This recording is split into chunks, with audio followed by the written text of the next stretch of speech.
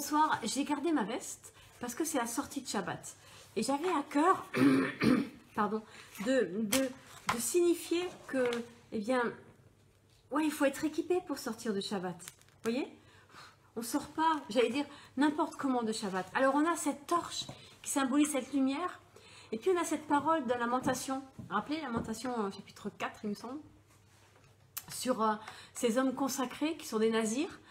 Et une autre traduction dit que ce sont des princes. Et j'avais envie de vous partager ça pour sortir de Shabbat.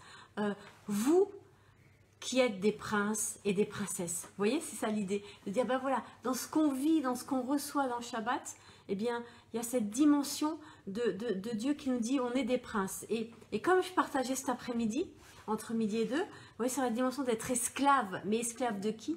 De Yeshua, pour lui ressembler, pour être comme lui, prince et princesse, pour régner. Alors, on ne règne pas n'importe comment. Genèse explique bien comment on règne. On règne pour embellir la création et embellir ce que Dieu a fait, pour le rendre encore plus beau.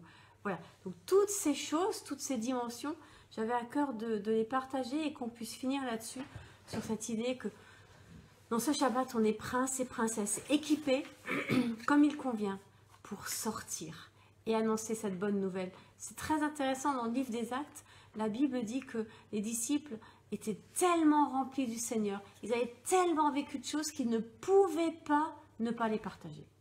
Eh bien, que ce que nous avons vécu et que ce que nous vivons dans l'intimité, dans la rencontre avec Yeshua, notre Seigneur, dans ce jardin où il nous demande de vivre, qu'il nous demande de conquérir, ça nous remplisse tellement qu'on ne peut pas faire autrement que de le partager.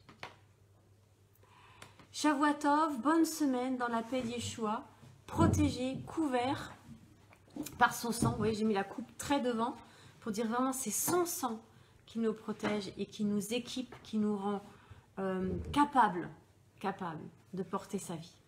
Amen. Et voilà. Et puis, on prend la cannelle. Merci pour ta vie. Le prochain rendez-vous, c'est demain. Pour ce temps de partage dans la communauté, de partage de la parole et de la louange. Et puis je crois que j'ai dit que c'était dans Matthieu 10 et en fait c'est Luc 10, pardon, je me suis trompée.